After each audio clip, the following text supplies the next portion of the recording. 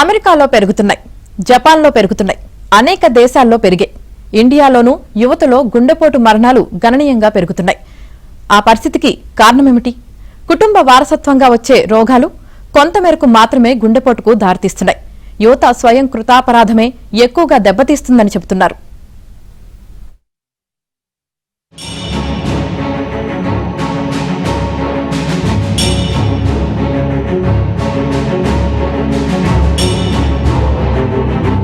పంతొమ్మిది నుంచి 25 సంవత్సరాల వయసు వారికి కూడా గుండెపోటు వస్తోంది. హసన్ జిల్లాలోనూ అదే జరిగింది. ప్రపంచవ్యాప్తంగా ఈ ట్రెండ్ బాగా పెరిగింది. యువతలో గుండెపోటు రిస్క్ 25 నుంచి 30% పెరిగిందని వైద్య నిపుణులు చెబుతున్నారు. జీవనశైలి మారిపోవడమే ఇందుకు కారణమని ప్రకటిస్తున్నారు.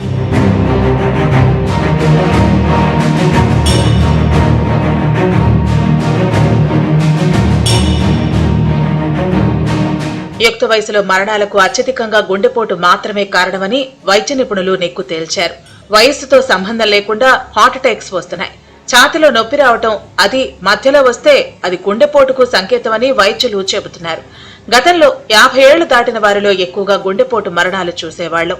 గత దశాబ్ద కాలంలో చిన్న పెద్ద తేడా లేకుండా గుండెపోట్లు వస్తున్నాయి. హృద్రోగ సంబంధిత సమస్యల కుటుంబ చరిత్ర కలిగిన వారికి ఈ ముప్పు అధికంగా ఉంటుందని నిపుణులు చెబుతున్నారు.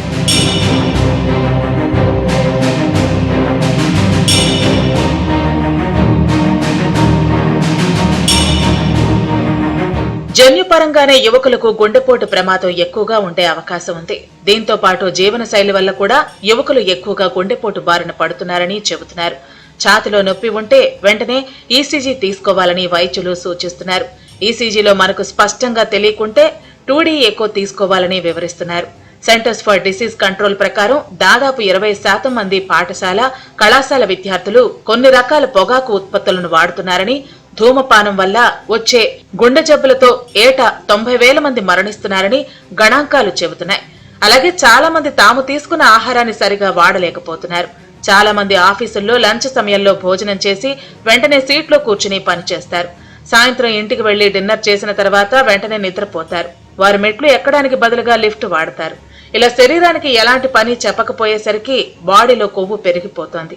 దీనివల్ల గుండెపోటు వచ్చే అవకాశం ఉందని వైద్యులు చెబుతున్నారు.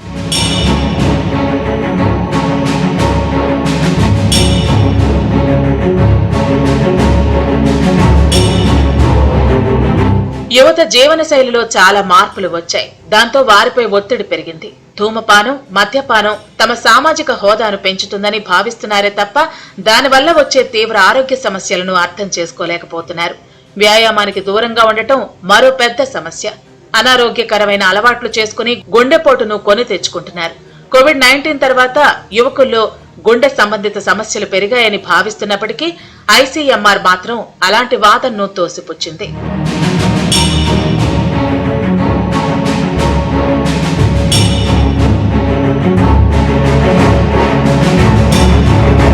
యువతలో గుండెపోటు మరణాలకు ప్రధాన కారణం ధమనిలో అడ్డంకులు ఏర్పడటమని చెప్పాలి. అంటే కొలెస్ట్రాల్ బాగా పెరిగిపోయిందని అర్థం చేసుకోవాలి. రక్తంలో కొలెస్ట్రాల్ స్థాయిలు పెరిగితే అవి ధమనుల్లో పేరుకుపోయి అడ్డంకులను ఏర్పరుస్తాయి. గుండెపోటు అనేది గుండె కండరాలకు రక్తం సరఫరా చేసే ధమనులు మూసుకుపోయినప్పుడు వస్తుంది. ఊబకాయంలో అధిక కొలెస్ట్రాల్ స్థాయిలు ఉంటూ గుండె జబ్బుల ప్రమాదాన్ని పెంచుతాయి. అందుకే యువకులు దేహం బరువును నియంత్రణలో ఉంచుకోవాలి.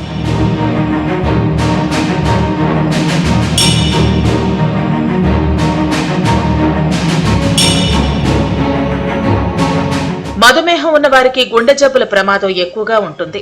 చిన్న వయసులోనే డయాబెటిస్ వస్తుంది. అది నిజంగా ఆందోళనకర అంశం. డయాబెటిస్ నియంత్రణకు తగిన వ్యాయామం, అదే స్థాయిలో విశ్రాంతి అవసరమవుతుంది. పైగా డయాబెటిస్ ఉన్నవాళ్లు తొందరగా ఒత్తిడికి లోనవుతారు. వారిలో ఒత్తిడి తగ్గాలంటే యోగా, ధ్యానం లాంటివి అలవాటు చేసుకోవాలి. తమకు ఎలాంటి అనారోగ్యం లేదని భావిస్తూ నడక, వ్యాయామానికి దూరంగా ఉండకూడదు. రోజు వాకింగ్ చేయటం తప్పనిసరి. దేహాన్ని శ్రమ పెట్టాలే తప్ప సుఖ పెట్టకూడదు. పని ప్రదేశాల్లో ఎక్కువసేపు కదలకుండా కూర్చోవటం మంచిది కాదు.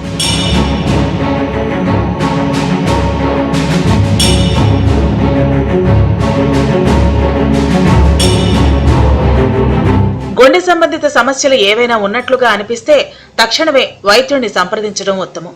క్రమం తప్పకుండా ఆరోగ్య పరీక్షలు చేయించుకుంటే అంతకంటే మంచిది. దానివల్ల సైలెంట్ కిల్లర్ గా ఉన్న వ్యాధుల ప్రమాదం నుంచి బయటపడే వీలుంటుంది.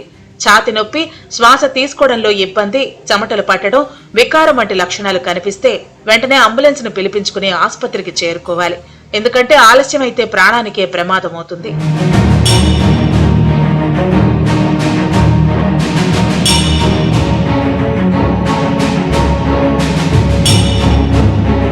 ఏదైనా సరే ఆరోగ్య సమస్య వస్తే నిత్యం వైద్యుల పర్యవేక్షణలో ఉండటమే మంచిది.